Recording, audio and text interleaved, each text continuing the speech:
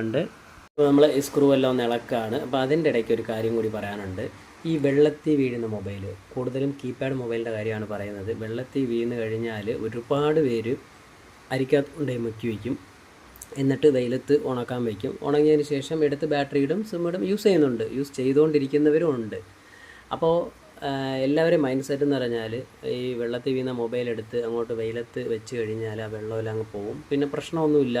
അത് തന്നെയാണ് സർവീസ് സെൻറ്ററിൽ പോയി കഴിഞ്ഞാൽ അതും വെള്ളം ഇങ്ങനെ നമ്മൾ സർവീസ് ചെയ്ത് കൊടുക്കുന്നതാണ് എല്ലാവരും വിചാരിച്ചിരിക്കുന്നത്. പലരും എൻ്റെ അടുത്ത് ചോദിച്ചിട്ടുണ്ട്. അപ്പോൾ ഈ വെയിലത്ത് വയ്ക്കുമ്പോൾ വെള്ളം വേപ്പറാവും, അത് ഉറപ്പായ കാര്യം തന്നെയാണ്, വേപ്പറായി പോകും. പക്ഷേ ആ ഫംഗസ് വെള്ളം എവിടെയൊക്കെ ബോർഡിൽ കയറിയിട്ടുണ്ടോ അവിടെ എല്ലാം വെള്ളം വേപ്പറായി പോകും. വെയിലത്ത് വയ്ക്കുമ്പോൾ ചൂട് കൊള്ളുമ്പോൾ വെള്ളം വേപ്പറായി പോകുമല്ലോ. അത് കഴിഞ്ഞ് ആ ഫംഗസ് ആ കമ്പോണൻസിൻ്റെ പുറത്ത് ഇങ്ങനെ നിൽക്കും. അപ്പോൾ ഈ ഫംഗസ് ഉടനെ ഷോർട്ടാവുമോ എന്ന് ചോദിച്ചാൽ ഒരിക്കലും ഷോർട്ടാവില്ല. നിങ്ങൾ ബാറ്ററി